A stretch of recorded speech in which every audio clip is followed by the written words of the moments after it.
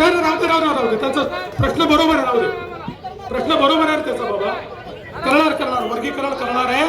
त्या संदर्भात न्यायमूर्तींचा रिपोर्ट पुढच्या महिन्यात येणार, मग आपण ते करणार आहोत. आणि म्हणून बंधू भगिनींनो, या ठिकाणी आपण हे लक्षात घेतलं पाहिजे. काही काळजी करू नका, त्यांचा प्रश्न सोडवला आहे. बंधू भगिनींनो, आपण हे लक्षात ठेवा की या ठिकाणी या निवडणुकीच्या माध्यमातून जी आश्वासनं आम्ही देतो ती आश्वासनं आम्ही पूर्ण करणारी लोक तुमच्या आशीर्वादाने या ठिकाणी पूर्ण बहुमत आपल्याला विधानसभेमध्ये मिळालं.